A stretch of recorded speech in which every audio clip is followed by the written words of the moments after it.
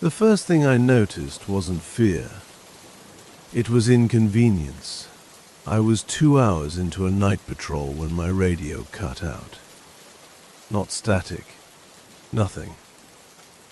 Like someone had turned the volume knob to 0. I tapped it, checked the battery, tried the backup frequency. Dead. Out here, that usually meant terrain. Hills, trees, normal problems. I logged it mentally and kept walking. The forest around the logging road felt thicker than usual, like the darkness had weight. My headlamp carved a narrow tunnel through it, beam catching frost on dead grass, broken branches, the reflective flash of animal eyes far off. Then the eyes didn't blink. They stayed at the same height. Too high. I stopped. The forest didn't react. No birds, no wind. Just my breathing and the soft crunch of snow under my boots settling. Probably a moose, I muttered. But moose don't stand that still. I stepped off the road to check the tree line. My light swept across trunks and brush, and caught a shape partially hidden behind a pine. Legs, long, bent the wrong way. They weren't moving, but the upper body shifted slightly, adjusting balance like a person waiting. I felt that familiar outdoor instinct kick in, the one that tells you not to escalate. Don't run, don't shout. Let the animal decide you're not worth it. So I spoke calmly, like I'd been trained. "Hey," I said. "Easy." The thing leaned forward, just enough for me to see the shoulders. Wide. Massive. Fur dark and matted. Rising and falling slowly with breath. One arm hung lower than the other, long enough that the hand, paw, almost brushed the ground. It was standing on 2 legs. My light caught its face. Not a wolf, not a bear. The muzzle was wrong, too expressive, lips pulled back slightly, like it was thinking about smiling. The eyes reflected yellow, but behind that shine was focus, awareness. It wasn't startled. It wasn't curious. It was waiting. I took a step back. It mirrored me perfectly. Same speed, same distance. That's when I realized something cold and final. It wasn't blocking the road. It was blocking me.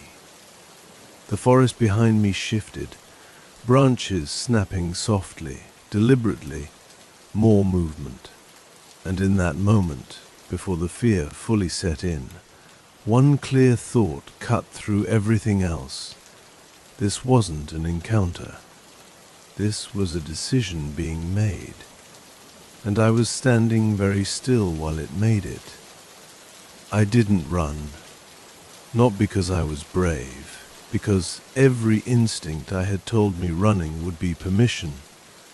The thing in front of me inhaled slowly, deeply. Its chest expanded like a man filling his lungs before speaking. The sound that came out wasn't a growl. It was a breath, controlled, deliberate. My headlamp flickered. Just once, that was enough. In that brief dip of light it moved, not forward.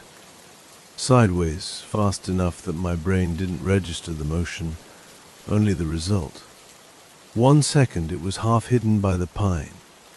The next it was in the open, standing fully upright, broad shoulders squared toward me. 7 feet, maybe more. It tilted its head, studying me the way a person studies a lock they plan to open. Then it did something that almost broke me. It looked at my hands, not my face. My hands, the radio. the flashlight, the knife on my belt. Its eyes tracked each item, slow and precise. It understood tools behind me. Something exhaled, close, warm. I felt it brush the back of my neck, stirring the fine hairs there. My skin prickled so hard it hurt. Whatever was behind me wasn't touching me, but it didn't need to. The one in front opened its mouth.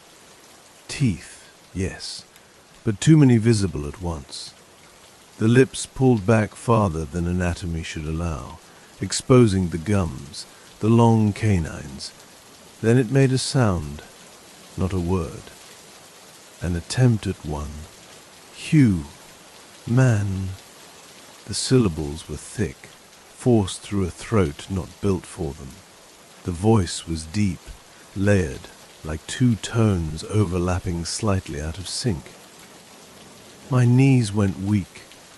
Predators don't name prey. It took one step toward me. The thing behind me stepped closer too. I could feel its presence like pressure, like the air had thickened. I raised my flashlight without thinking. The beam hit the second one's chest, fur matted with something dark. Old blood frozen into the hair. Its torso was scarred. Long-healed wounds crossing muscle like tally marks. It had survived fights. Won them. The first dogman let out a low chuffing sound, not a warning. Approval. They were coordinating, testing. I backed up slowly, boots slipping on packed snow. The road was only 20 feet away. If I could reach the open space, maybe. The one behind me snapped its jaws shut inches from my ear. The sound cracked like a gunshot. I froze. The one in front stepped closer again, eyes never leaving mine. Stay, it said. The word was wrong. The shape of it was wrong. But the meaning was clear. And the worst part, my body listened before my mind did. I stood there, heart hammering, breath fogging the air, while something that walked like a man and hunted like an animal decided whether I was worth keeping alive. Time stopped behaving normally.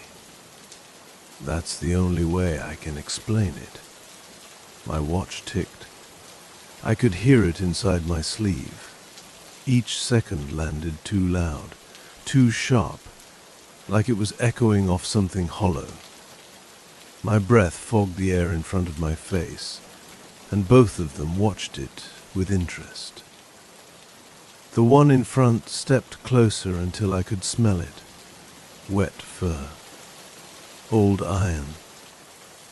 Something rotten underneath, like meat that had frozen and thawed too many times. Its chest rose and fell slowly, deliberately matching my breathing. That wasn't instinct. That was control. It lifted one long arm and pointed, not at me, but past me, down the logging road. Go. The second one shifted its weight behind me, claws scraping softly against ice. Close enough now that I could hear its joints click when it moved. They weren't surrounding me to kill me. They were correcting me. I took one step backward toward the road. Nothing happened. Another step. Still nothing. My pulse roared in my ears. My legs felt like they didn't belong to me, like I was borrowing them, and they could be taken back at any moment. When my boots finally hit the packed snow of the road, the one in front lowered its arm. Its lips pulled back again. Not quite a smile. Not quite a snarl. Wrong place, it said. Then it leaned forward, muzzle inches from my face, breath steaming between us. Wrong time. It reached out, not to grab me, but to tap my chest with one claw. Light pressure. Precise. Claiming. The touch burned cold through my jacket, straight into my ribs. My lungs seized for half a second, like they'd forgotten how to work. Then the dogman stepped back. Both of them did. They retreated into the trees without turning around, melting into the darkness like they had never been solid to begin with. The forest sound rushed back all at once. Wind. Distant branches. Somewhere far off, something small moved. I stood there shaking, waiting for them to come back. They didn't. I walked backward down the road for nearly half a mile before I dared turn around. The trees stood quiet. Empty. Too empty. When my radio crackled back to life, I nearly screamed. Base to Patrol 3. Report in. I tried to answer.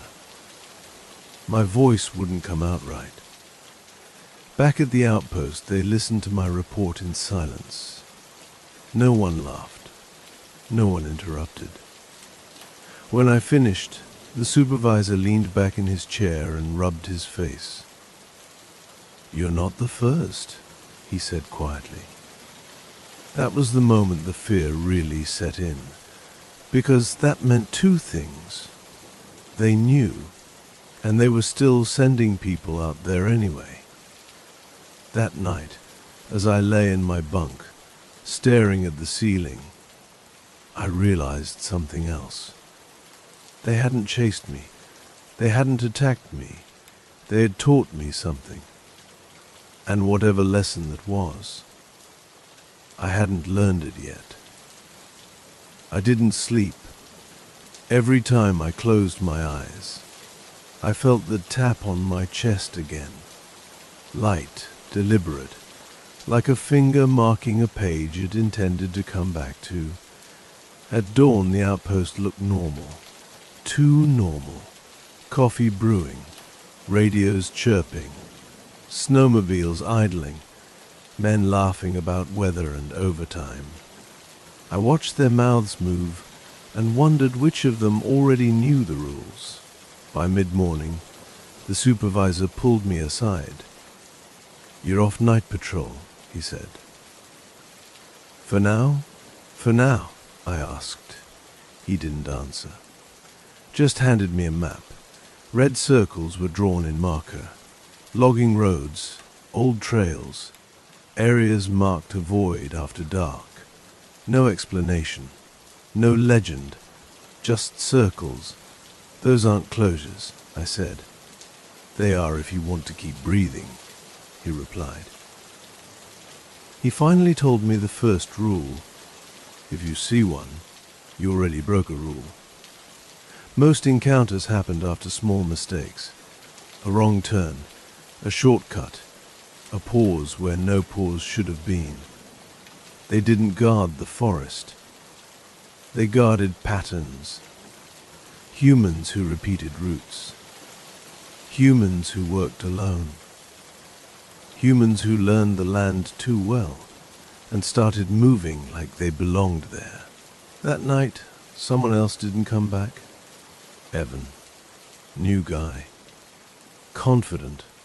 Thought the stories were hazing. They found his truck parked neatly on the shoulder of Road 6. Engine off.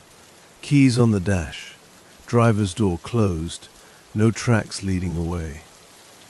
Just deep gouges in the snow on the hood, like something heavy had sat there and waited. They didn't find Evan. What they did find were handprints on the windshield. Human hands, pressed from the outside. That's when I understood the second rule. They don't always kill you themselves. Sometimes they let you run. Sometimes they let you think you're alone long enough to make a worse mistake. That night, I felt it again. That pressure in my chest, like something listening for my breathing, like something remembering me, And somewhere beyond the tree line, far enough that no one else could hear it, something let out a low, steady exhale. Not close, not yet, but close enough to remind me I had been corrected once. I wouldn't get that lesson again. After Evan disappeared, the rules stopped being suggestions. No one said it out loud, but we all felt it tighten around us like a noose. Routes were doubled up. Radios checked every 10 minutes. Nobody worked alone after dusk, no matter how small the job. It didn't help. The first time I saw the tracks on the road, I thought my eyes were playing tricks on me. They weren't animal tracks. They weren't boot prints either. They were steps, long, measured strides pressed deep into the packed snow, each one perfectly centered in the lane, like whoever made them knew exactly where headlights would fall. 8 feet apart, heel to toe, walking upright. They crossed the road calmly and disappeared into the trees on the opposite side. No drag marks, no hesitation. Like the road belonged to them too. That night, 3 of us drove patrol together. No talking. Just engine noise and the low hiss of tires on snow. Every few minutes one of us would glance into the woods, expecting to see eyes. Instead we heard breathing, not inside the truck, outside, keeping pace. The sound came and went with the curve of the road, sometimes on the left, sometimes on the right, never visible in the headlights. Slow, deep, effortless, mocking. Mark, the guy in the passenger seat, cracked first. "Tell me you hear that," he whispered. I nodded. The breathing stopped. Instantly, the silence was worse. Then something ran across the road in front of us, not fast, casual, tall shape, long arms swinging. Head turned toward us as it crossed, eyes reflecting back at us with a dull yellow shine. It didn't break stride, didn't acknowledge us, like we were wildlife. The truck jerked as Mark slammed the brakes. We skidded to a stop, heartbeats pounding so loud they filled the cab. Behind us, the breathing started again, closer now, right behind the tailgate. There was a heavy thump as something landed on the truck bed. The suspension dipped. Metal creaked. Claws scraped along the roof, slowly, deliberately, testing. No one screamed. No one moved.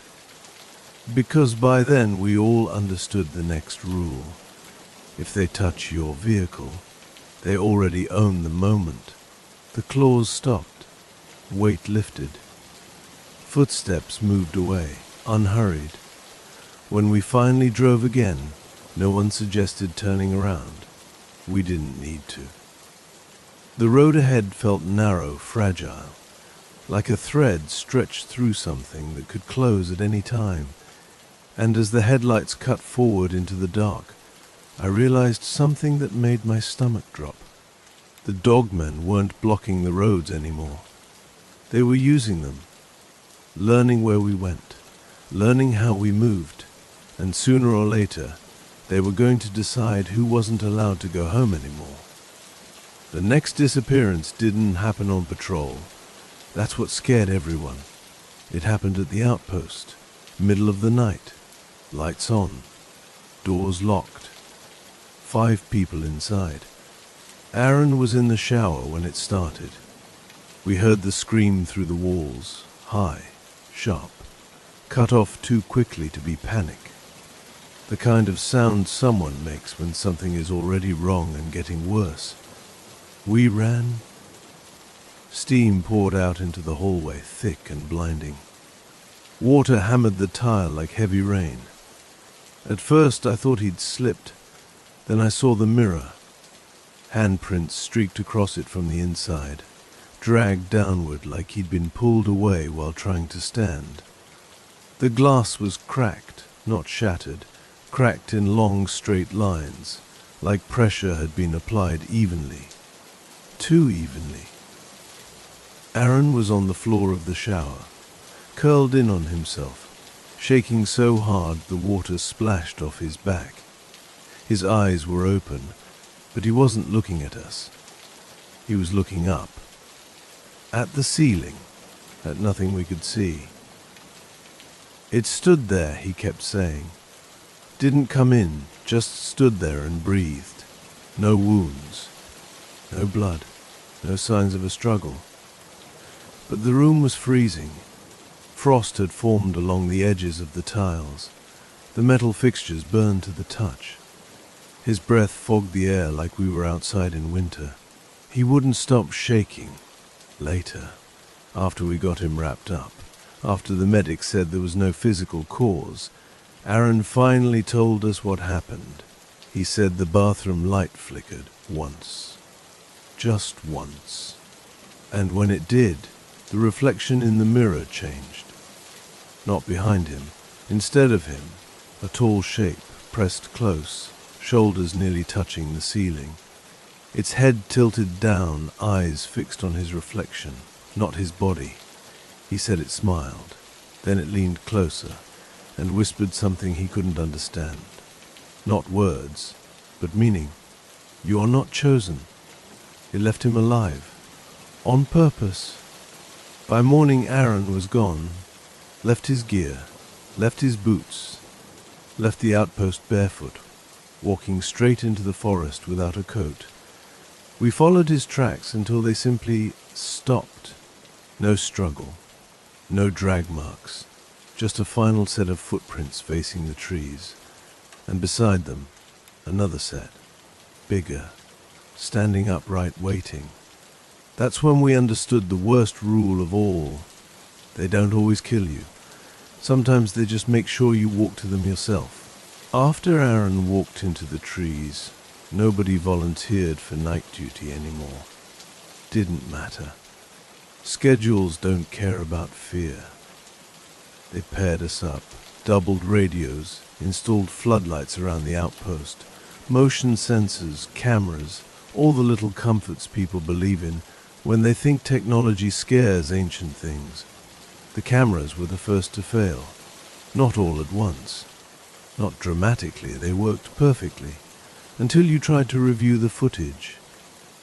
Every night, between 2:11 and 2:17 a.m., the feeds showed the same thing. Empty snow, still trees, no movement. But the audio track picked something up.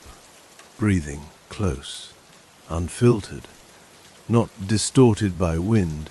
Sometimes there were 2 rhythms, sometimes 3. One night, while reviewing the footage, I heard my own voice. Soft, calm, right into the microphone. Hey, it said. Easy, the exact words I had spoken the first night. I slammed the laptop shut so hard I cracked the casing. That was the night they started using our names. Not shouting, not screaming, just saying them. From the edge of the light, Mark, came a voice from the trees during patrol. Perfectly pitched, his wife's voice. Same cadence, same tired affection. He took 2 steps toward it before we grabbed him. The voice stopped instantly. Then it came back, deeper this time. Amused. Wrong answer. Something moved in the dark, fast, heavy. Mark didn't even get to scream. They took him sideways, dragged him into the tree line with a force that snapped his arm on the first pull. His boots left grooves in the snow like plow lines. The sounds that followed weren't violent. They were instructional, crunching, tearing. The wet sound of something being opened carefully. When it was over, the forest went quiet again. No howls, no roars, just breathing. We found what was left of Mark an hour later. They hadn't eaten much.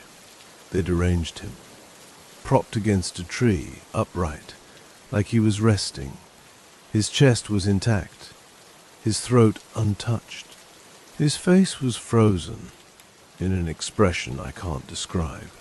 Part terror, part understanding, as if he'd realized something at the very end. Carved into the bark above him, deep and deliberate, were marks. Not letters, but shapes, tall lines, pauses, repetitions, a pattern. One of the older guys stared at it too long and whispered, "That's a schedule." He was right. They weren't hunting randomly. They were rotating and judging by the spacing of the marks. I was next. They didn't rush it. That's what still keeps me awake. After Mark, everything slowed down like the forest was holding its breath. No voices, no footsteps, no breathing on the radios. Just cold, clean silence that made every sound inside the outpost feel too loud. I checked the schedule again. My name sat alone at the bottom of the rotation. No dates, no times, just waiting.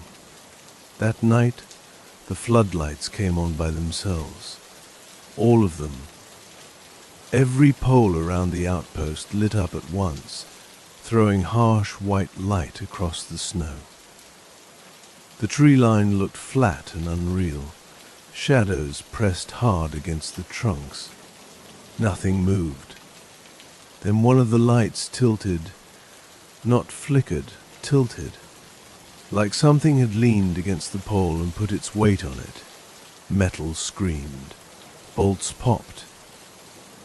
The light bent downward, beam dragging across the ground until it stopped on the front door and held there. My radio crackled, not static, breathing, slow, deep, familiar. Behind me, the door to the sleeping quarters creaked open. I didn't turn. I already knew. Something tall stood in the doorway. I could feel the shape of it without seeing it, the way prey knows when a predator is close enough to strike.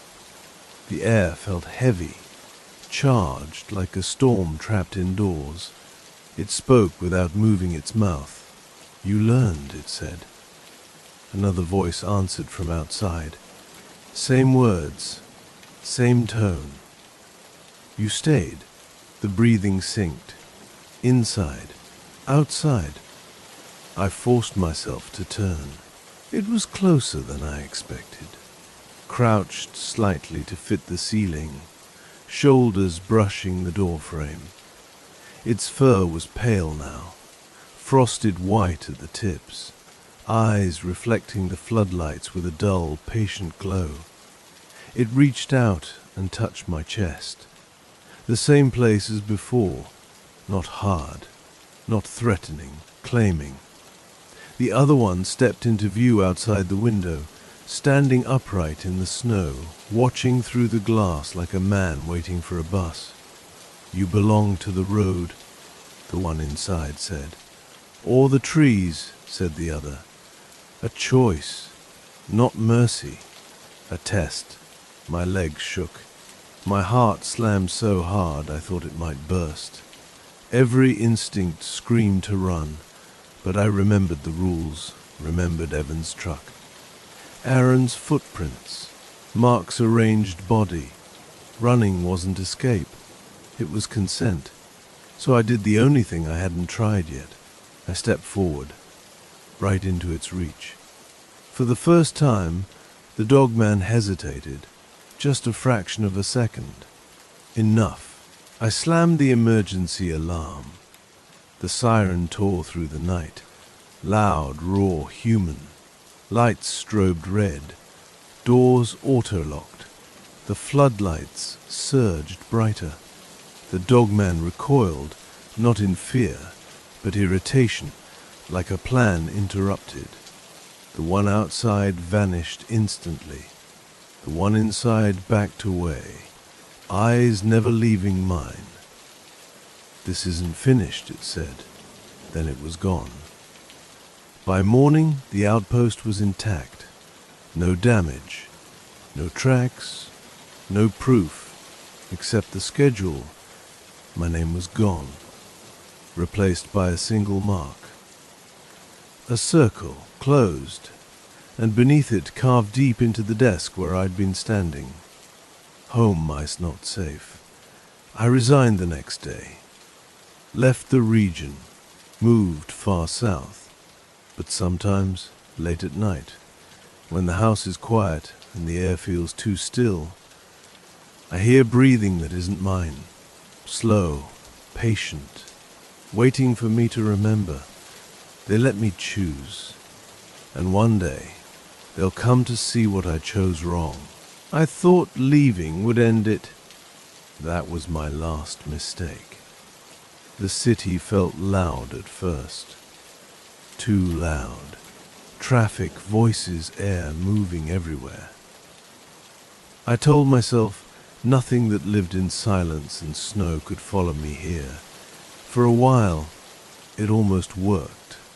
Then the patterns started again. Elevators stopping between floors. Security cameras tilting by themselves. Dogs refusing to walk past certain alleys. Hair raised, teeth bared at empty air. And always, breathing. Not close enough to panic over. Just close enough to notice when you're alone.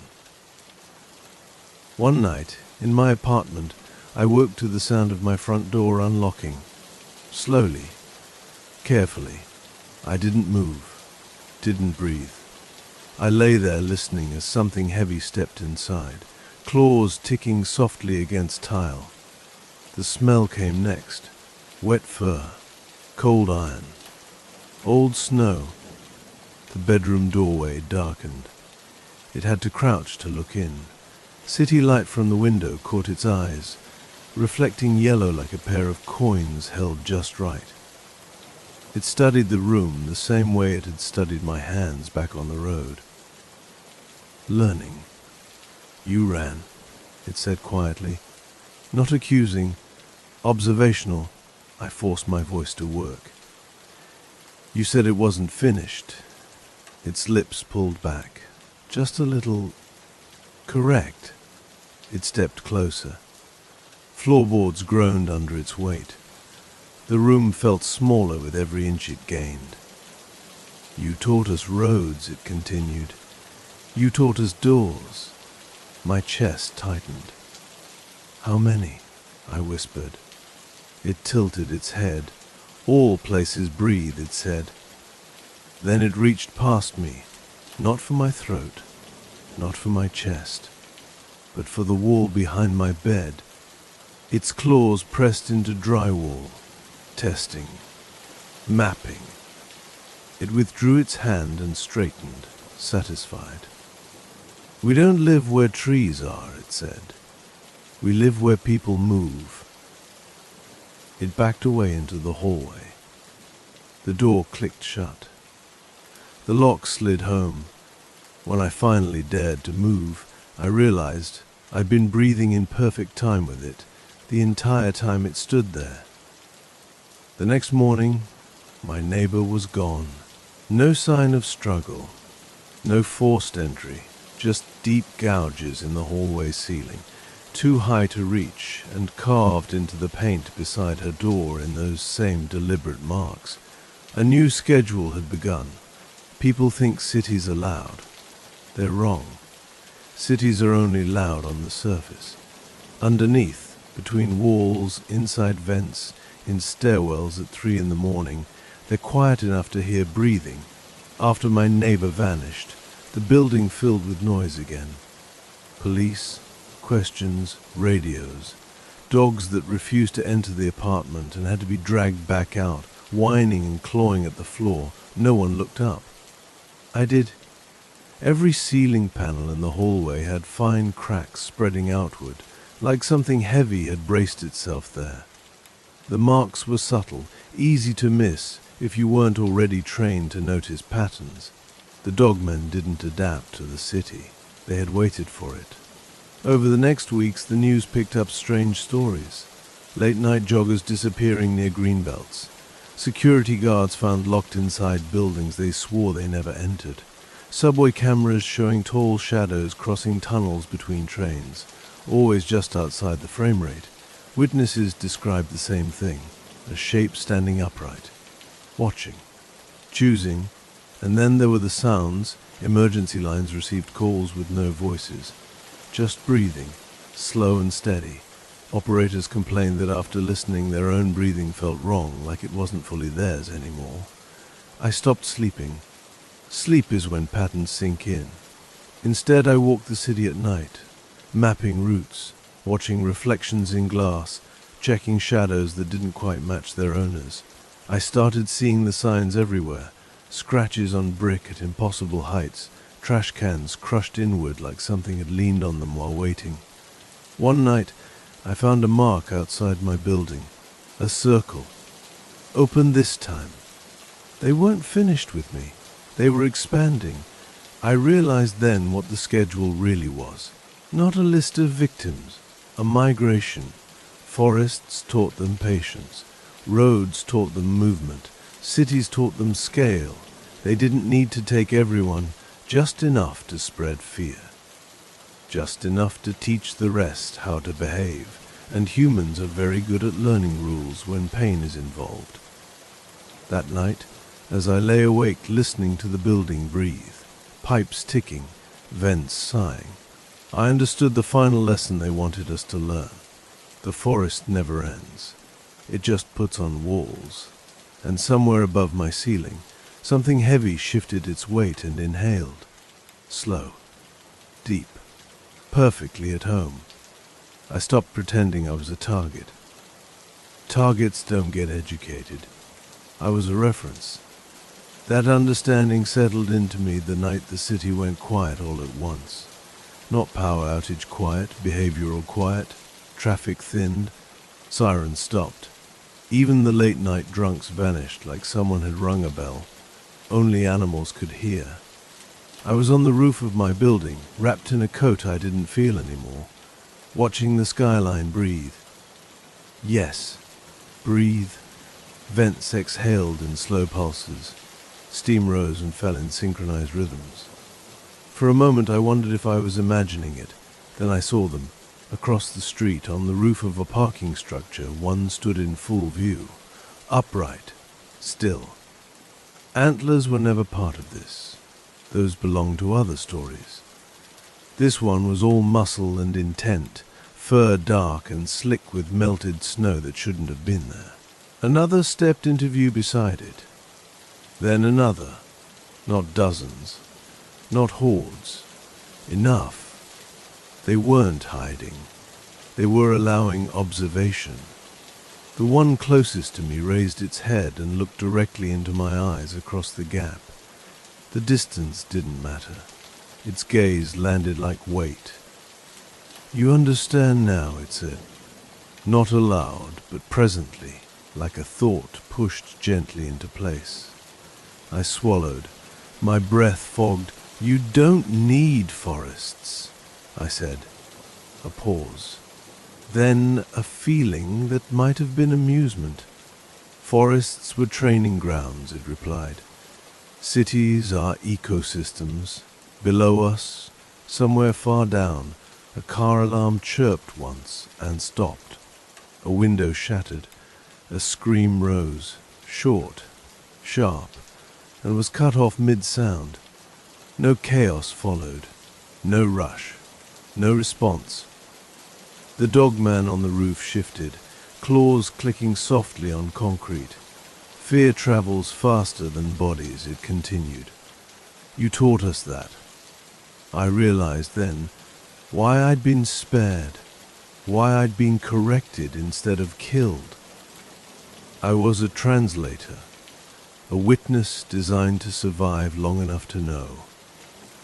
The one across from me took a step back, preparing to leave. "Tell them the rules," it said. "What happens if I don't?" I asked. It showed its teeth, not as a threat, but as a fact. Rules will be learned anyway. They stepped off the roof, not falling, dropping with intent, vanishing into the vertical maze of the city like gravity was just another suggestion. I stood there long after they were gone, lungs aching, heart steady in a way that felt unnatural.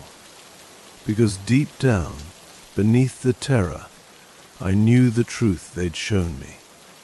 This wasn't an invasion. It was an occupation. And I had just been promoted from prey to messenger. I waited 3 days before I spoke to anyone. 3 days of watching how people moved differently without knowing why. Shorter walks, faster glances upward, hands tightening on phone screens in elevators, a subtle shared understanding spreading without language. Fear doesn't need explanation. It only needs examples. I started writing the rules down, not because I thought it would stop them, but because people deserve to know what kind of danger they're in.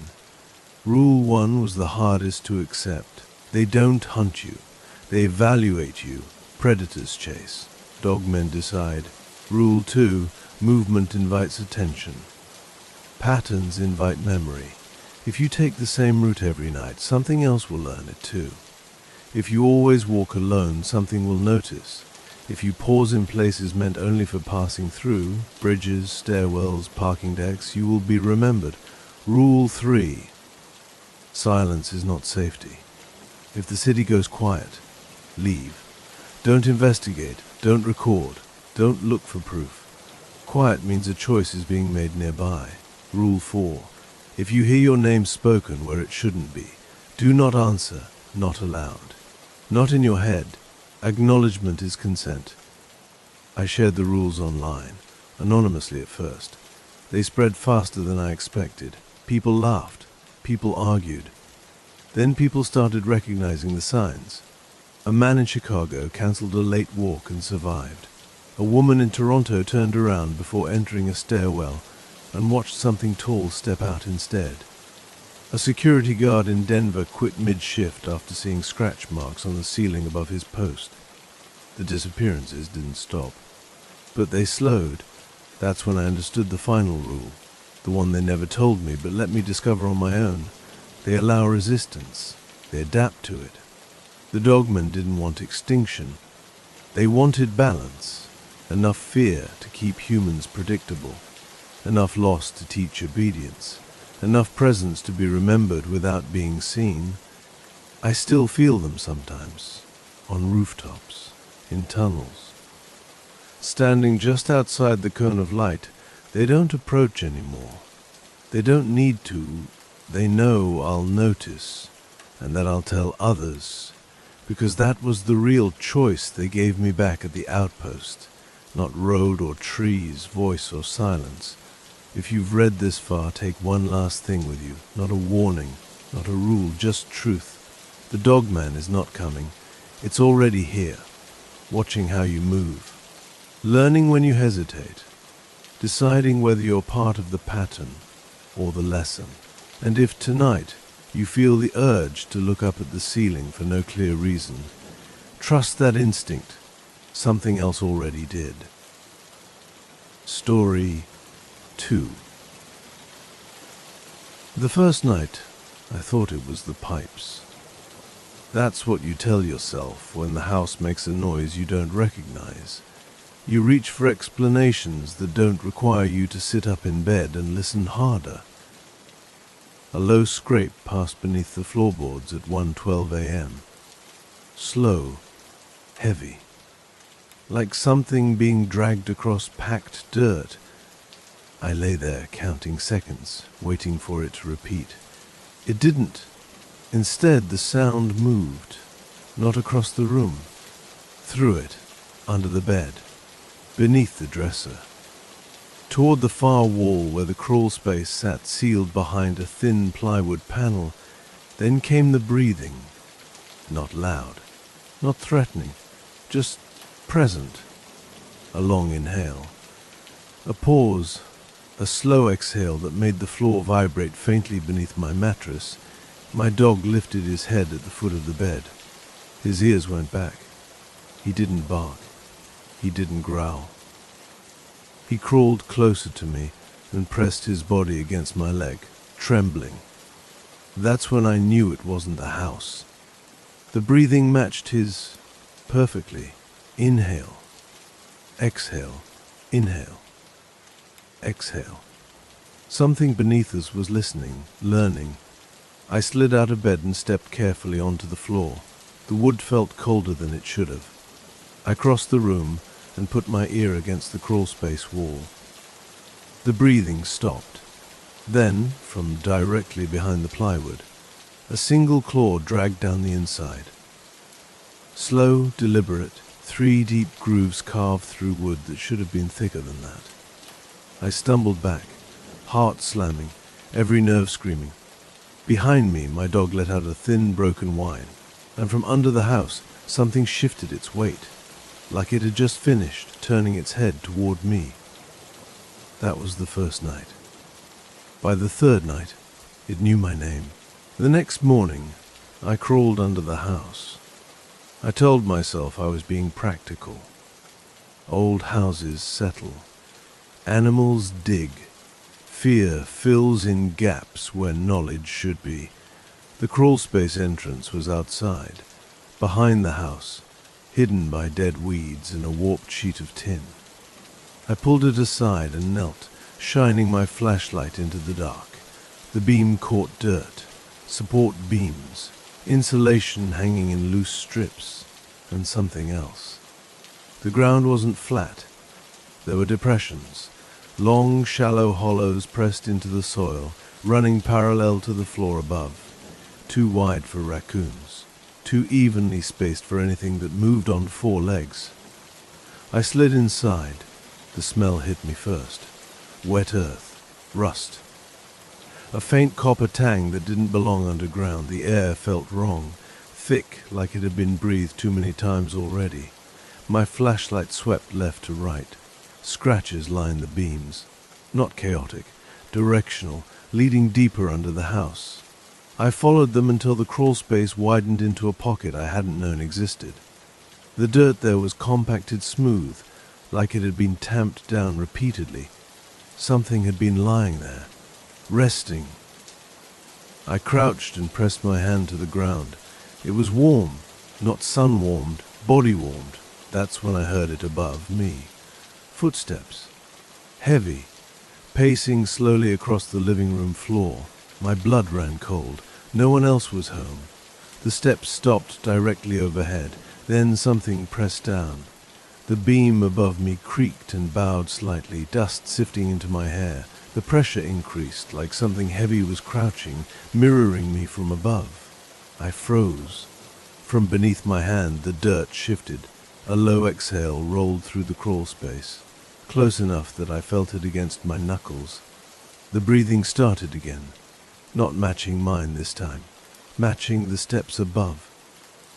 I scrambled backward, banging my head on a beam, tearing my jacket on exposed nails.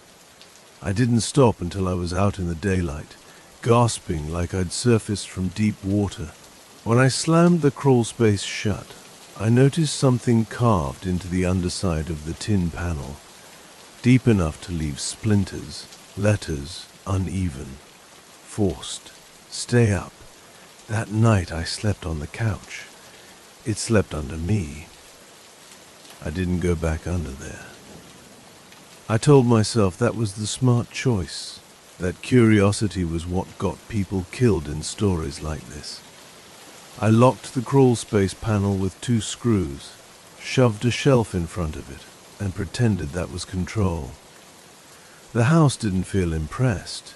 That afternoon things started moving. Not big things, small, deniable things, the kind you blame on memory before fear. The kitchen chair was pulled out when I hadn't used it. Cabinet doors were open just an inch, never wide enough to slam. The bathroom mirror was fogged when no one had showered, and always, beneath it all, that subtle vibration in the floor. Like a distant engine idling underground, my dog refused to leave the bedroom. When I tried to coax him outside, he planted his feet and growled at the hallway vent, lips peeled back in silent warning. That's when I noticed the smell. It seeped up through the vents slowly, almost politely. Damp soil, old fur. Something sour, like meat left too long in the cold. The air coming through the register felt wrong against my skin, too cold, too alive. I bent down and shined my phone light into the vent. Something moved inside, not away, closer.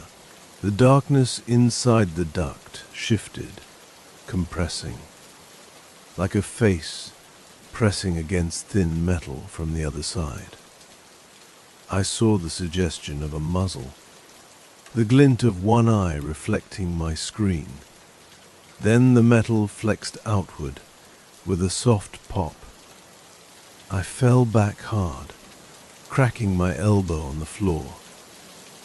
From inside the vent came a sound that might have been a laugh, or might have just been breath-shaped wrong. That night, the footsteps started again. Not pacing, exploring, slow, careful steps across the living room. A pause. Then the creak of the hallway floorboards. The bedroom door handle turned once, twice, stopped. From beneath the house, something scraped directly under my headboard. Back and forth, learning where I slept. Then it spoke. Not loud, not threatening. Right through the floor, so close, I felt it vibrate in my chest.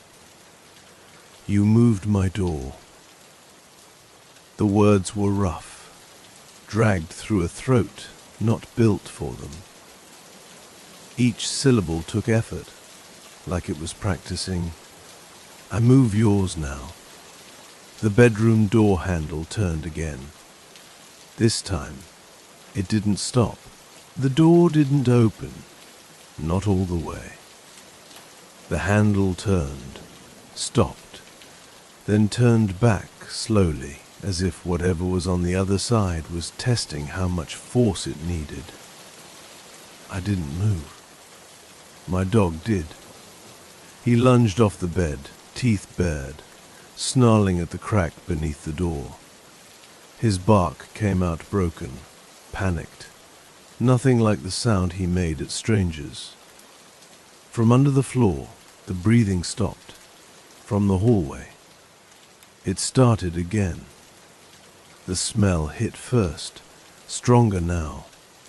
Wet fur and rot pushed through the gap under the door like a living thing. The air pressure in the room shifted, ears popping softly, the way they do before a storm. Then something scraped across the door. Not claws, knuckles. 1, 2, 3 slow taps. Each one landed with weight behind it. I can stand now, it said from the hallway. The voice was closer than it should have been. Higher up, like its mouth was level with the top of the doorframe. My dog charged. The door burst inward. Not shattered. Pushed hard enough to slam into the wall and crack the frame. Something tall filled the doorway. Shoulders hunched to fit. Fur brushing both sides as it stepped inside. It was standing on 2 legs. Too long. Too straight. Joints bent just wrong enough to make my stomach twist. Its arms hung low, ending in hands that weren't paws anymore. Fingers thick, clawed, flexing like they were remembering how to grab. Its head scraped the ceiling as it leaned down. The eyes were close together. Yellow, focused, intelligent, not hungry, possessive. My dog leapt. The dogman moved once. That was all it took. There was a sound like a stick breaking wetly. My dog hit the wall and slid down, motionless. No blood at first, just a wrong angle. Limbs folded in ways they shouldn't be. I screamed. The dogman turned its head toward me, slow and deliberate, as if I'd interrupted something important. Too loud, it said calmly. It stepped closer. The floorboards groaned under its weight. Each step made the house respond, walls creaking, beams complaining, like the structure itself recognized what walked inside it. It crouched in front of me, lowering itself until its face was inches from mine. Its breath washed over me, hot and damp, carrying the stink of soil and meat. "This house was empty," it said. "Then you filled it." One clawed finger pressed gently into my chest, right over my heart. "You sleep above me," it continued. "You walk on me." Its lips pulled back, exposing teeth too long, too clean. "Do you know what that makes you?" I couldn't speak. My vision tunneled.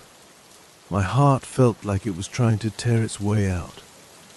The dogman straightened suddenly and tilted its head, listening. Something outside, a car passing on the distant road.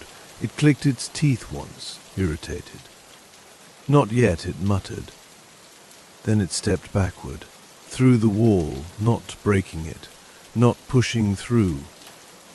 The drywall bowed, stretched, and then snapped back into place as the thing vanished, like it had sunk straight down into the house itself. The room went silent. My dog didn't move.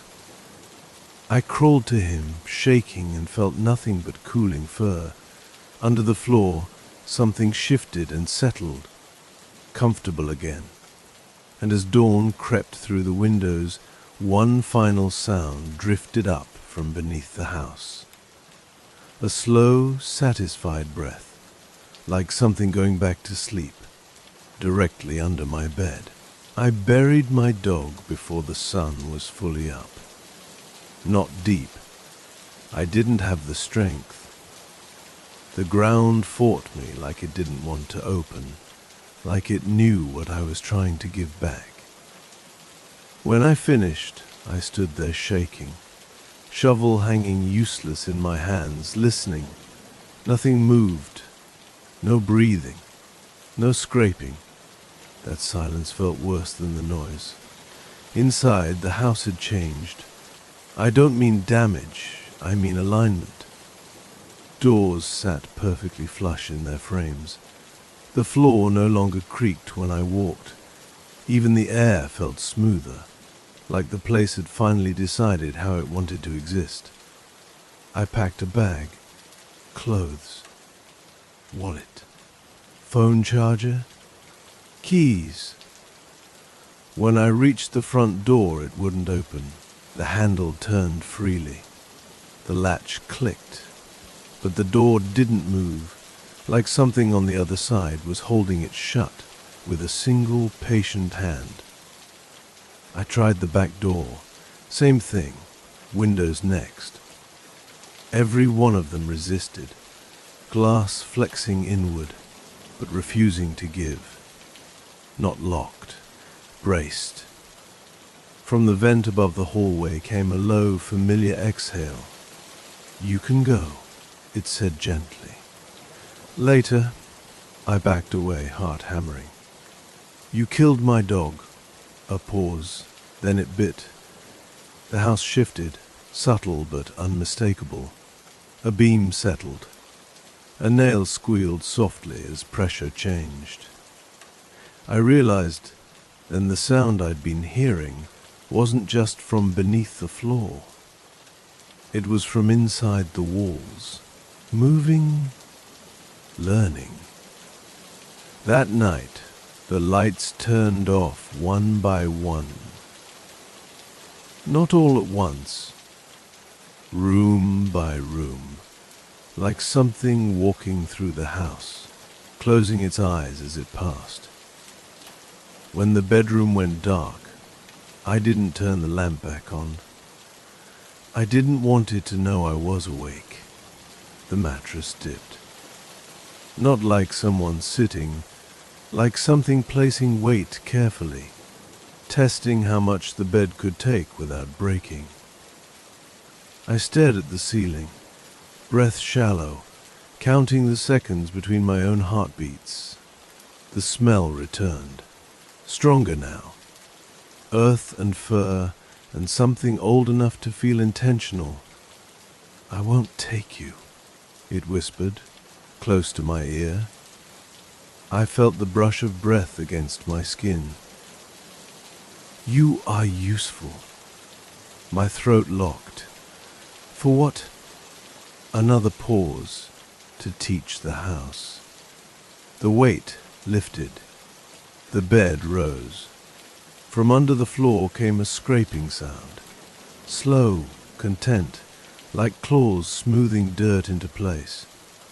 I lay there until morning, eyes burning, body numb, knowing one thing with awful clarity. The house wasn't trapping me. It was keeping me, and whatever lived beneath it was no longer alone. By the 6th night, I stopped trying the doors. The house had made its decision clear. Instead, I started noticing what it wanted me to notice. The vents carried more than air now. They carried sound. Not just breathing, words, shaped badly, dragged through spaces that weren't meant for speech. At first, it only repeated things I'd already said. Simple phrases. "Hello? Is anyone there? Please." I heard my own voice echoing back at me from inside the walls, warped and stretched, like it was being chewed before being returned. Then it got better. That afternoon, my phone rang. I hadn't had signal since the 2nd night. The caller ID showed my sister's name. I answered, hands shaking. "Thank God, listen, I need you to..." Her voice cut me off. Calm. Familiar. Too perfect. "I'm outside," she said. "Open the door." My stomach dropped. I rushed to the window and pulled back the curtain just enough to look out. The yard was empty. No car, no footprints, no movement. The voice continued through the phone, patient, rehearsed. "I can see you. You look tired." From beneath the floor, something shifted. The phone line stayed open long after the voice stopped speaking, filled only with breathing that wasn't hers. I threw the phone across the room. It hit the wall and cracked, screen going dark. Laughter rolled through the house, not loud. Contained, like it was echoing through ducts and beams, enjoying how well it had done.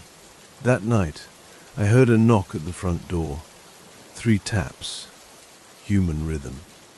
"Help me," a man's voice called from outside. "Please, it's hurt." I stayed where I was, knees pulled to my chest, hands over my ears. The dogman spoke through the floor beneath me. "Good," it said approvingly. "You're learning which voices belong to the house." The knocking stopped. Something heavy moved away from the porch. Moments later, I heard the sound of a door opening. Not mine. A scream followed, cut short. The house exhaled, warm, satisfied. That's when I understood the next truth. It didn't just live under the house. It used the house. And now, through me, it was learning how to reach others. I found the cellar door by accident.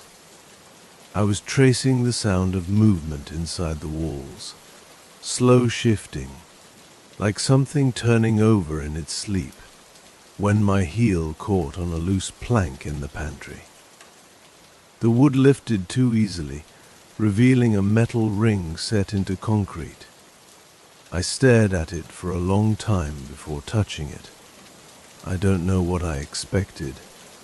A shallow storage pit. Old pipes. Anything that fit the shape of a normal house. I pulled.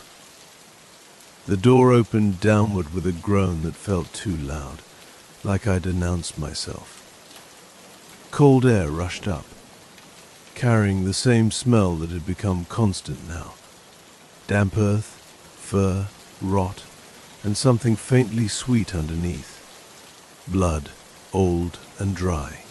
A ladder descended into darkness. I didn't climb down right away. From below came breathing, slow, resting, waiting. "You forgot this room," the dogman said, his voice traveling up the shaft without echo. "Most do. I should have closed the door, should have backed away and pretended I'd never seen it. Instead, I climbed. The cellar was bigger than the house above it should have allowed. The ceiling arched low and uneven, like the space had been hollowed out by hand. Dirt walls were reinforced with beams scavenged from different eras, old railroad ties, splintered fence posts, pieces of furniture, and bones set into the walls, not piled, not scattered, placed. Animal at first. Deer, dogs, livestock, then human. Too human to mistake.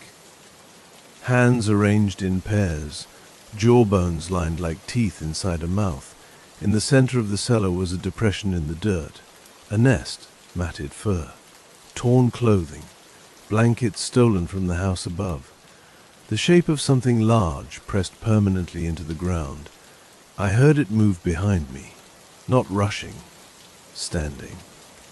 Its head brushed the ceiling as it straightened, eyes catching what little light I'd brought down with me. "You live above my children," it said calmly. My mouth went dry. "Children." It gestured with one claw toward the walls. "They come. They learn. They leave." A pause, sometimes. My knees nearly buckled. This wasn't a single creature. It never had been. The dogman leaned closer, breath washing over my face.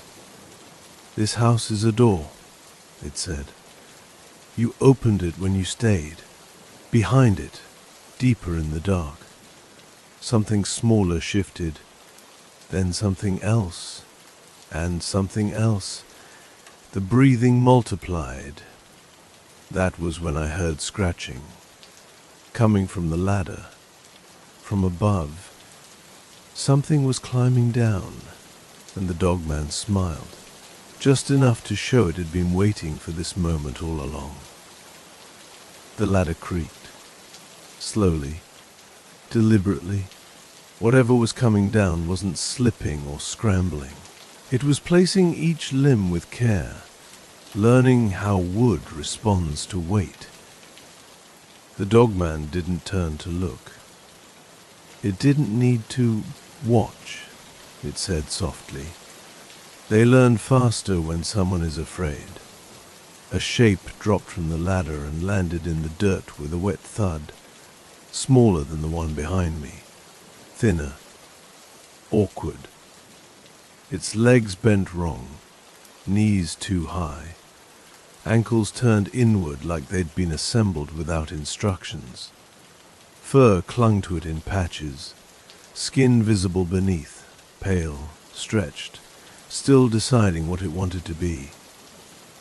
Its head jerked toward me. It had my eyes.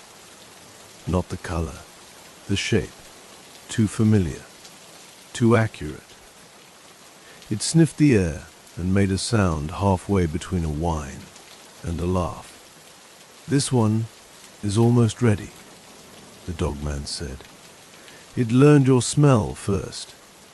I backed up and hit the dirt wall. My heel sank into something soft. A sleeve. A human sleeve, still attached to an arm. The smaller thing lunged, not fast, hesitant, testing. Its claws raked my shoulder, tearing fabric and skin. Pain flared hot and immediate, grounding me in my body when my mind was trying to flee. I screamed. The dogman grabbed the creature by the back of the neck and slammed it into the dirt. Not yet, it snapped. The impact cracked something. The smaller one shrieked, not in pain but frustration. and scrambled away on all fours, sulking into the shadows. The dogman turned back to me. "You see why you matter," it said. "They copy what survives." It reached out and pressed 2 claws against my chest, just hard enough to draw blood. "You've survived longer than most." I shook my head. "You're using me." "Yes," it said simply. Behind it, the darkness moved again. More shapes shifting, watching, memorizing. "Every house needs a foundation," it continued. "Flesh works best." The cellar walls pulsed, just once, as if something deeper had shifted beneath them. I realized then the cellar wasn't the bottom, it was a nursery. The dogman stepped aside, giving me a clear view of a narrow tunnel opening in the dirt wall. Fresh, wide enough for something large to pass through. Cold air flowed from it, and voices, human voices, practicing, "Help me. Open the door. It's me."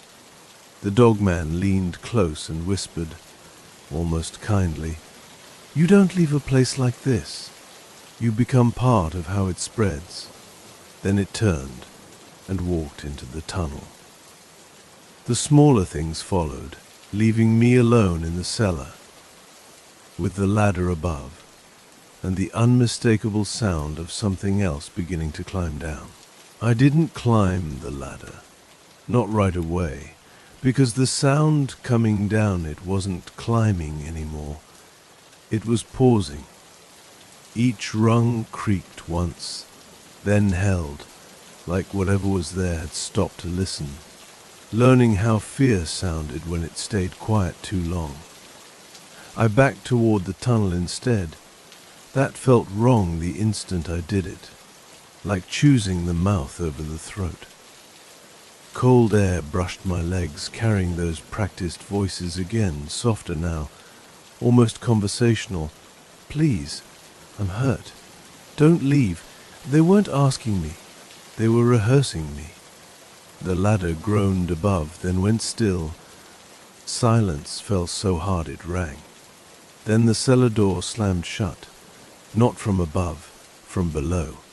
The dirt wall behind me flexed. A pressure moved through it, slow and powerful, like something huge turning over in its sleep beneath the foundation. The floor vibrated in time with a breath that wasn't air. I dropped to my knees, gasping. The pain in my shoulder burned, then went numb. My vision swam. The smell flooded my nose. Wet fur, iron rot, strong enough to make my eyes water. Something touched my back. Not claws. A hand. Almost human. Too many joints. It pressed between my shoulder blades, gently, guiding my posture, straightening me. The dogman's voice came from everywhere at once. "Listen." The house inhaled. I felt it through the walls, the beams, the floor, through me. My chest expanded against my will, breath dragging deep, slow. Then the house exhaled, and my mouth opened. "Help me," I said. "I didn't mean to." The words slid out smooth and perfect, carried on air that wasn't mine. My voice echoed up through the vents, into the walls, out into the night. Somewhere above, a door opened. Footsteps approached the house. Human footsteps. The hand on my back tightened, encouraging, approving. "That's it," the dogman murmured. "Now you understand." I screamed then, fought, tried to tear myself free, but the house held me. The floor locked my knees. The walls swallowed the sound. Above us, the front door creaked open. A voice, real this time, called out, "Hello?" The dogman leaned close, breath hot against my ear. "Good house," it whispered, and as the footsteps crossed the threshold, I felt the foundation shift, like something deep beneath us had just been fed. I don't know how long I stayed there, but when the house finally released me, dawn was breaking. The cellar was empty. The bones were gone. The tunnel sealed smooth, like it had never existed. Upstairs, the front door stood open, and in the dirt outside, fresh footprints, leading in, none leading out. Morning didn't bring relief. It never does, not when the night has changed you. I stood in the doorway for a long time, staring at the footprints pressed into the dirt. They ended just past the threshold, toes pointed inward, like the person had hesitated before stepping fully inside. There were no drag marks, no blood, no signs of a struggle. The house had eaten cleanly. Inside, everything was quiet again, too quiet. The air felt warm, almost comfortable, like the house was pleased with itself. The smell lingered, faint but permanent, soaked into wood and fabric and skin. I tried the door.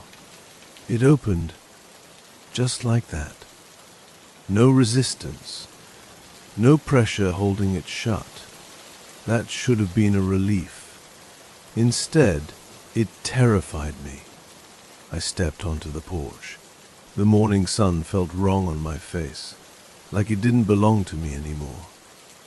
My shoulder throbbed where the smaller one had cut me, the wound dark and angry. As I walked down the steps, my chest tightened, not fear, pressure. My breath slowed, deepened, matched something else. I realized I was breathing the way the house breathed. In, hold. Out. The road looked unfamiliar, even though I'd driven it 100 times. Trees leaned closer than I remembered. The wind carried sounds that didn't match its movement. Halfway down the drive, I stopped because I could still hear it, not behind me, under me. The ground hummed faintly, like a living thing settling after a meal. I turned back. The house looked smaller now, quieter, but the windows, every single one, were fogged from the inside, even in daylight. A shape moved behind the glass, tall, still, watching me leave. "You can go," the dogman's voice said, not from the house, but from inside my head. "You already opened the door." I staggered, hands on my knees, gasping. My voice slipped out before I could stop it. "Help me." The sound carried, too far, too clear. Down the road I saw a car slow. Brake lights flared. The driver leaned forward, peering toward me. My throat closed in horror as I realized what the house had done, what it had left behind. I clamped my hands over my mouth and ran. Off the road, into the trees, anywhere away from people. Behind me, the car door opened. Someone called out, concerned, kind, and from deep beneath the house, miles away but still connected. I felt a slow, satisfied breath, because the house didn't need me anymore. It had learned, and now, so had I. I wasn't trapped in the house. The house was learning how to walk. I didn't look back again. I ran until my lungs burned and the trees swallowed the road, until branches tore at my clothes and my legs shook so badly I fell face first into wet leaves. I stayed there, cheek pressed into the soil, listening.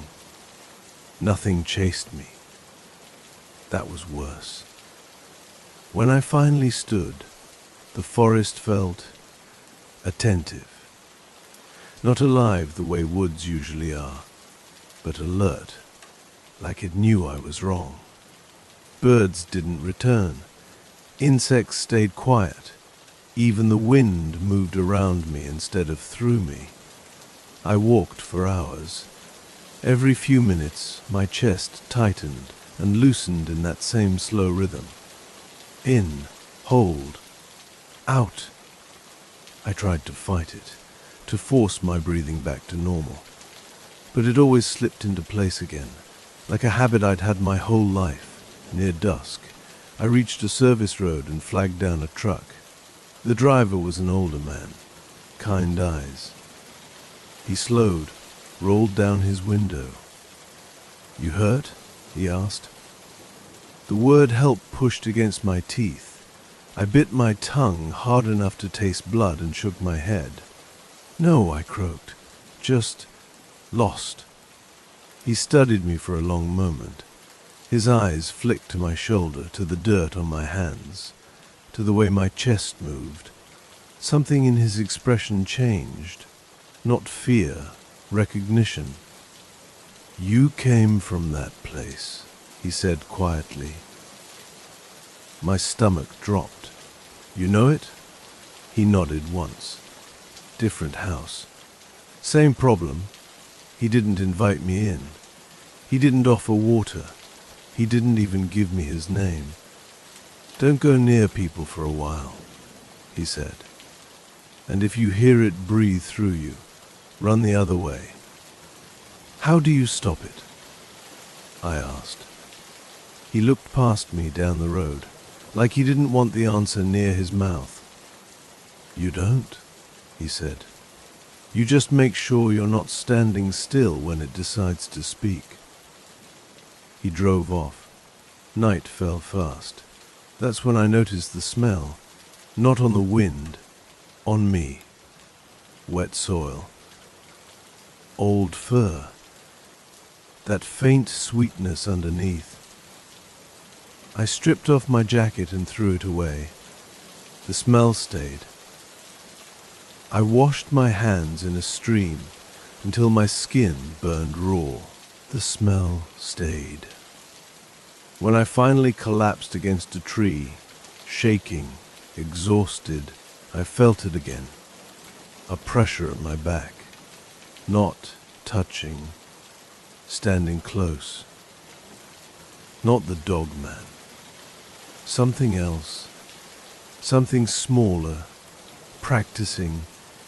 From somewhere behind my ribs, my voice whispered into the dark.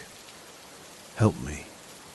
And far away, in a place I would never see again, a house answered by breathing. I don't stay anywhere long now. Motel rooms, abandoned sheds, tree lines just deep enough that no one wanders in by accident. I move when the breathing gets too steady, when my chest starts matching something that isn't mine because that's how it starts.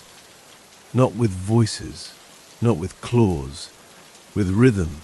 When I sleep, I dream of foundations, of dirt packed hard by repeated weight, of houses that settle not because they're old, but because something beneath them has finally found a comfortable position.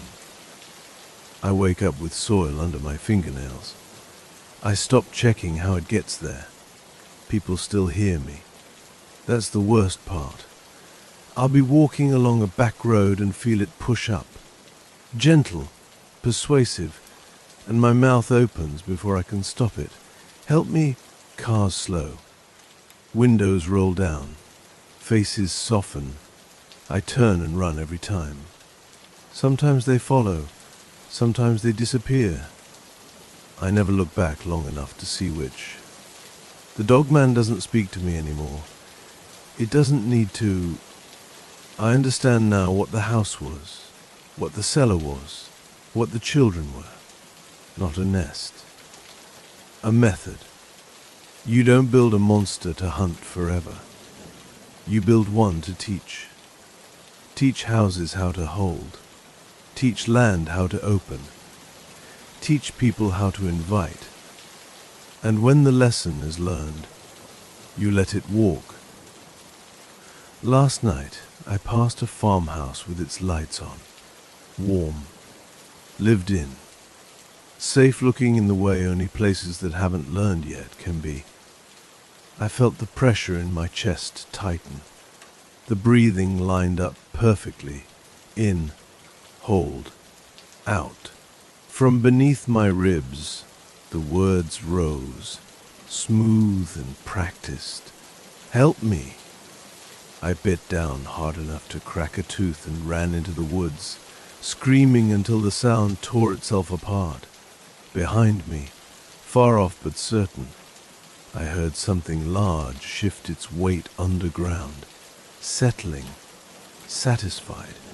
If you ever hear a voice at night, out of place, too calm, asking for help, don't answer it, don't look for it, don't open the door, because sometimes the dogman doesn't come for you. Sometimes it comes as you. Story 3.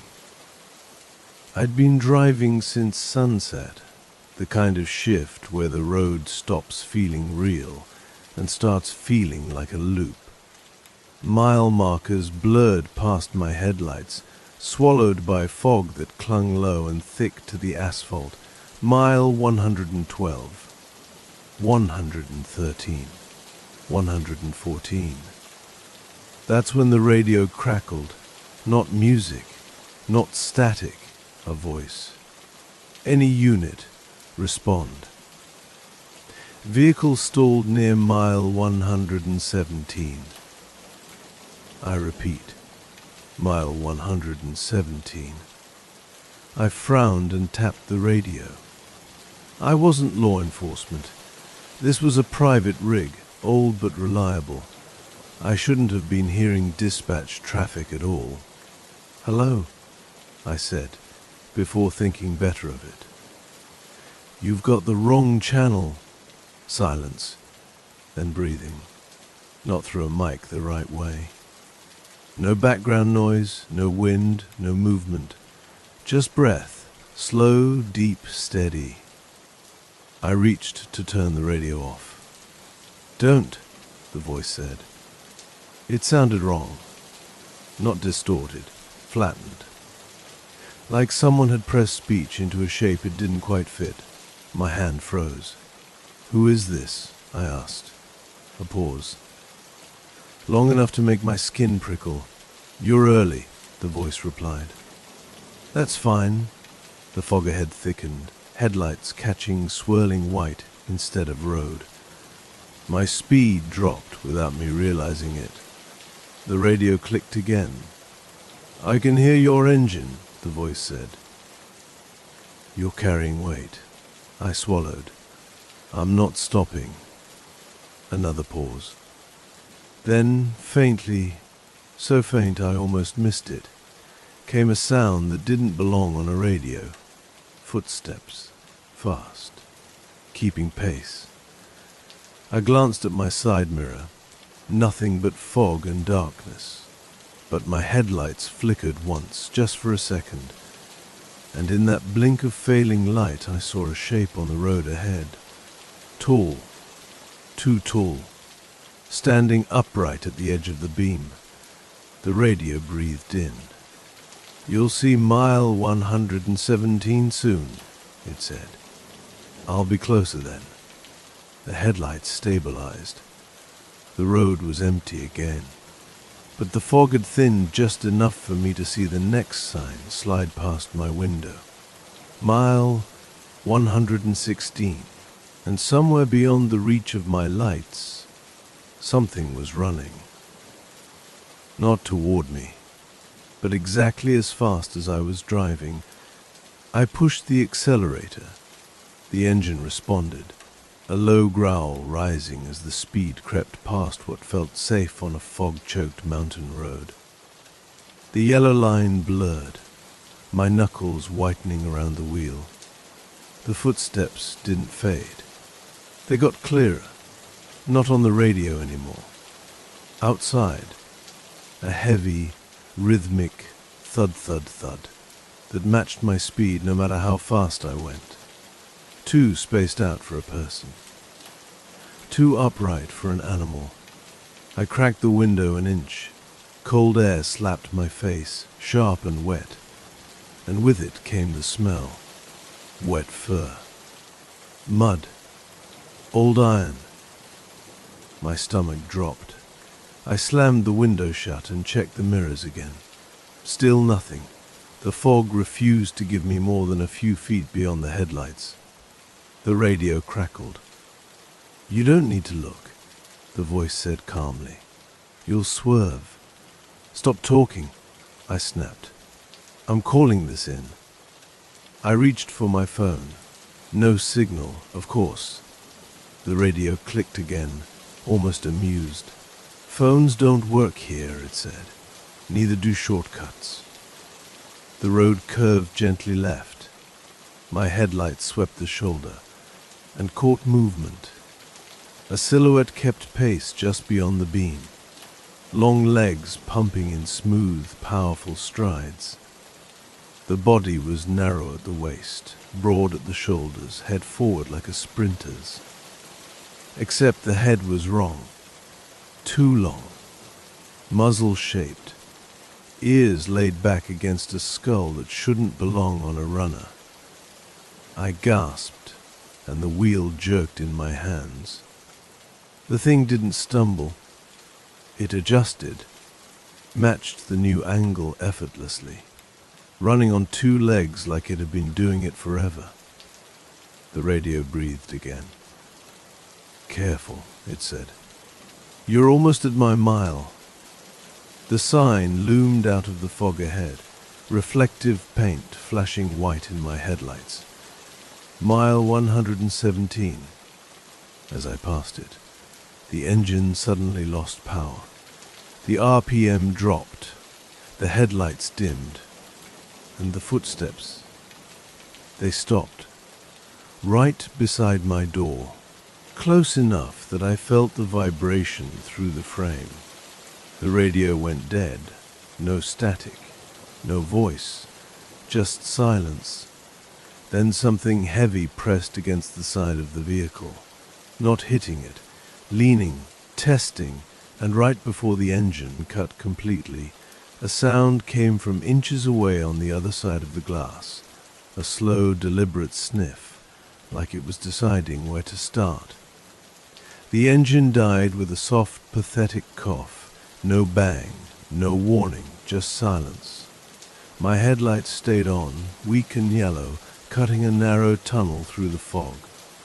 Everything outside that tunnel might as well have not existed, except I could still feel it. The pressure against the driver's side door shifted slightly, metal creaking as weight redistributed. Whatever leaned on my truck was heavy. Heavier than it should have been. I didn't breathe. I didn't move. Then the window fogged, not from the inside. A perfect oval bloomed on the glass as something warm exhaled against it. The smell punched through the seals, wet fur and blood, and something coppery that made my eyes sting. A shadow rose into the headlight beam, slow, controlled. A hand, or something shaped like one, lifted and rested against the glass. Fingers long. Too many joints, claws clicking softly as they tapped once, testing thickness. I stared straight ahead. The radio clicked on by itself. Static hissed for half a second. Then the voice came back. Closer now, layered, like more than one throat trying to speak at the same time. "Vehicle stalled," it said. "Driver present." My heart slammed. "You hear that?" it continued. "That's the quiet before the work." The pressure left the door. For one terrifying moment, I thought it had gone. Then I saw it. It stepped into the headlights, fully, standing upright, hunched slightly, so its head fit into the beam. Its fur was dark and matted, clinging to muscle packed tight against bone. The chest rose and fell slowly, deliberately. The head tilted. Yellow eyes reflected back at me, unblinking. Its mouth opened, too wide, and from inside it came the sound of a police radio tone. Clean, sharp, perfect. "Unit on scene," it said in my own voice. "Beginning approach." It took one step toward the hood, then another. I fumbled for the door lock, fingers slipping, panic clawing up my throat. And the headlights went out, complete darkness. Right as something heavy landed on the hood with a deafening crash, metal screamed. The windshield bowed inward, and right above my face, claws scraped slowly across glass, looking for the weakest point, looking for me. The windshield held, barely. Spiderweb cracks spread outward from where its weight pressed down, the glass bowing so far I could see it breathing, flexing in and out with each slow inhale from above me. My chest burned. I'd been holding my breath too long. The hood groaned again. Then the weight lifted. For half a heartbeat, I hoped it had jumped off. Instead, claws slid down the glass. Skirkay. Right past my face. They hooked under the hood latch. The hood popped. Cold air flooded in as the front of the truck peeled open, like a mouth being forced wide. The headlights flickered back to life for a second, and I saw its face up close. Not a wolf, not a man. The muzzle was scarred, lips split where teeth pushed through too far. Saliva dripped in long strings, catching the light as it fell onto the engine block. Its eyes weren't wild. They were focused, working. It reached down into the engine bay and ripped. Metal tore with a shriek that drowned out my scream. Something hot sprayed, steam, exploding upward and filling the air with the smell of burned oil and coolant. The radio screamed to life. Not the voice. Screams. Dozens of them, layered, panicked, cut short, all on the same channel. I covered my ears. "Don't listen," the dogman said clearly now, its mouth not moving. "That's how people freeze." The hood slammed shut. The thing dropped back to the road with a heavy thud. Headlights stayed on. Fog rolled past in thick waves. For a moment nothing happened. Then it walked to the passenger side. Slow, unhurried. Each step landed with a wet sound, like its feet were already soaked in something warm. It leaned down until its face filled the window. Its breath fogged the glass instantly. "You should have kept driving," it said softly. "You were almost fast enough." A claw traced a line across the window, stopping exactly where my throat was on the other side. "Now," it continued, "you get to learn the quiet part." The handle on the passenger lifted, locked. The claw tightened, metal bent, and from the darkness behind it, something else moved. Low, fast, on all fours. Because mile 117 doesn't just have one hunter, and they were done playing with the truck. The passenger door tore open. Metal screamed as the frame bent outward, the lock snapping like a bone under too much pressure. Cold fog poured into the cab, thick and choking. I didn't think. I lunged across the seat and threw myself out the driver's side. I hit the road hard, shoulder screaming as pain exploded down my arm. Gravel bit into my palms. I rolled, scrambled and ran. Straight into the fog, away from the truck, away from the lights. Behind me, something howled. Not a wolf's cry, not human. It was a sound of ownership.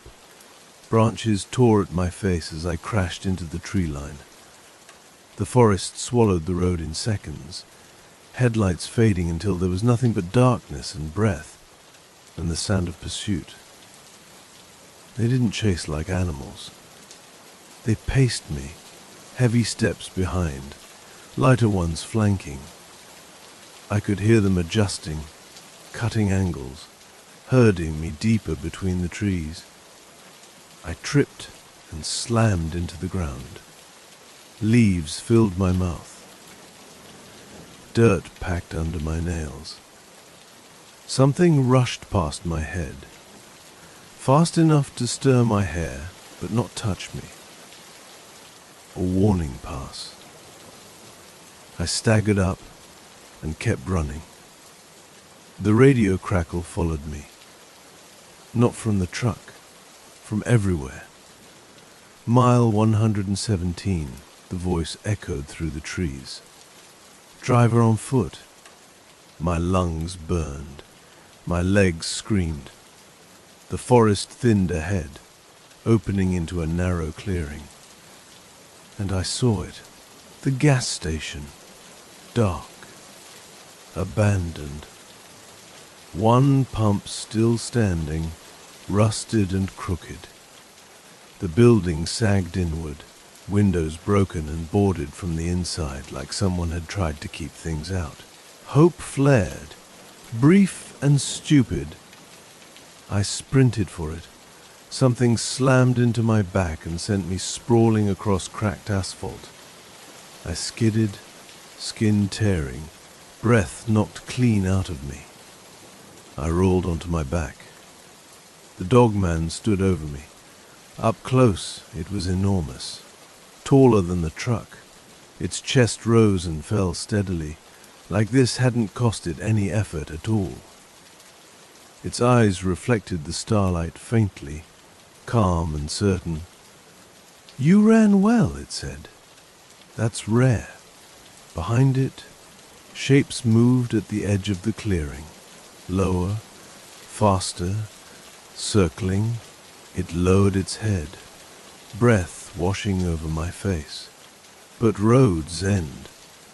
A shape darted forward from the darkness. I raised my arms on instinct, and the dogman snapped its head sideways and bit. The sound was wet and final. The smaller thing shrieked once, then went limp. The dogman dropped the body without looking at it. Mine. It growled. It grabbed me by the collar and dragged me toward the gas station door. My heels carved lines in the asphalt. As it hauled me closer, I saw something painted on the boarded windows in old, flaking white letters. Last call. No service after dark. The dogman shoved me forward. The door burst inward. Darkness swallowed us both, and somewhere deep inside the building, something answered. Breathing. Waiting. Because mile 117 wasn't done, not even close. The door slammed shut behind us, not swung. Slammed. The sound echoed through the gas station like a gunshot. Dust raining from the ceiling. My eyes struggled to adjust. The place was gutted, shelves torn out, floor littered with old glass and bones ground into the dirt like gravel. Yes, bones, animal first. Deer, raccoon, dogs, then human. Boots still attached to feet. A jacket fused to something that had collapsed inside it. The dogman let go of me. I didn't move. I knew better. "You smell like motion," it said calmly, pacing the room. Its claws clicked on tile that hadn't been clean in decades. That's why you made it this far. My back hit the counter. Nowhere else to go. On the far wall hung an old emergency phone, cord dangling, receiver off the hook.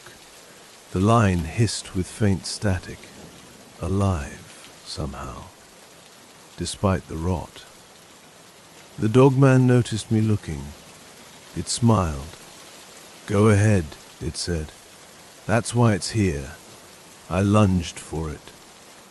The receiver was slick, warm to the touch, like it had been used recently. I pressed it to my ear. A voice answered instantly. Not dispatch, not help. Breathing, then whispering. "Mile 117. The dogman grabbed me by the back of the neck and lifted me off the ground effortlessly. "Every road needs an ending," it said. "This is where drivers stop being drivers." It slammed me against the wall. The breath blasted out of my lungs. My vision dimmed at the edges. Behind the dogman, a door I hadn't noticed before creaked open. A back room. Dark, low ceiling. Something inside shifted. Heavy, slow, patient. The dogman turned its head toward it and lowered its ears. Respect. That was when I understood. This wasn't its territory. It was its station. It dragged me toward the back room, claws digging into my jacket. "You'll hear the last call soon," it said. "Everyone does." The door swung wider. Cold air spilled out, carrying that same smell. Wet fur, rust, and old blood.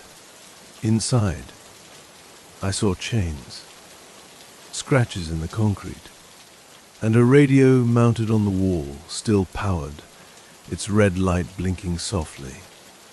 The dogman shoved me forward. The radio crackled, and in my own voice, perfectly clear, it said, "Vehicle stalled near mile 117. I repeat, mile 117. Somewhere far away, an engine slowed, and the dogman leaned close to my ear and whispered, "Now you wait, because the last call is never for help. It's for who's next." The dogman let go. I collapsed to my knees, hands scraping against concrete slick with old stains. The back room felt smaller than it looked, the ceiling pressing down like it wanted to pin me there. The chains on the wall swayed gently, clinking even though nothing had touched them. The radio kept blinking. Red, red, red. Each pulse matched my heartbeat. I crawled backward until my spine hit the wall. My eyes burned from not blinking, fixed on the doorway. The dogman stood there, half lit, half swallowed by shadow. It wasn't rushing. It didn't need to... "You hear them?" it asked. At first I thought it meant the radio. Then I heard it. Tires on asphalt. Slow, careful. Someone braking outside. A car door opened. Footsteps approached the station. Human footsteps. I shook my head violently.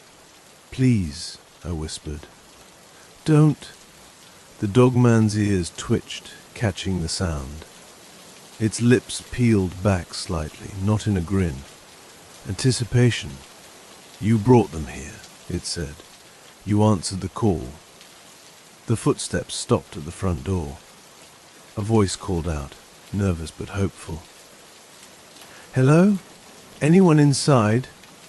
The radio crackled louder. "Mile 117, it repeated. "Driver present." The dogman stepped aside, giving the darkness behind it room to breathe. I saw movement there. Low shapes, eyes reflecting faintly, bodies pressed close together, waiting for permission. I screamed. The sound didn't reach the front of the building. The dogman tilted its head, listening to me like I was just another signal on a bad frequency. Then it turned and walked away, claws clicking softly as it went toward the voice at the door. I heard the lock turn. I heard the door open. I heard one short, confused laugh, then screaming, wet, fast, cut off. The radio's red light went solid. No blinking, just on. The dogman came back alone. Its fur was darker now, its breathing slow, satisfied. "It's done," it said. It stepped close, so close I felt the heat coming off it. "You'll stay," it told me. "Someone has to answer." Its claw reached out and pressed lightly against my chest. My breathing slowed, matched, in, hold, out. The radio hissed softly, waiting, and from my mouth, without my permission, without my voice, I heard the words go out into the night. "Vehicle stalled near mile 117. I repeat, mile 117. Somewhere down the highway, headlights appeared through the fog, and mile 117 prepared for its next stop. They found the station 3 days later. That's what the report says. A road crew noticed a flicker of light off the highway where there shouldn't have been one. No listing on maps, no records, just a broken sign half buried in weeds that read mile 117. Inside, they found blood. A lot of it. Too much to belong to one person. No bodies. The radio was still on. This is the last recording pulled from it. Breathing audible, slow, controlled, then a voice. Male, calm, exhausted. Vehicle stalled near mile 117. Pause. I repeat. Mile 117. Another pause. Faint sound in the background. Footsteps on gravel. A car door opening. The voice hesitates, like something is fighting it. "Please, don't stop." A low sound bleeds into the channel. Not interference. A growl. Deep. Close. The breathing changes. In. Hold. Out. Driver present. The voice continues, flatter now. "Assistance required." A second voice enters the recording. Not human. Route confirmed. A scream cuts off mid-syllable. Wet impact sounds. Chewing. Then silence. The recording ends there. No more transmissions have come from mile 117 since, but drivers still report strange things on that stretch of highway. Radios turning on by themselves. A voice asking for help. A feeling that something is pacing them just outside the headlights. And sometimes, only sometimes, someone stops. If you ever hear that call, don't answer. Don't slow down, don't look, because the dogman doesn't need to chase anymore. It has a station, and it always gets its last call.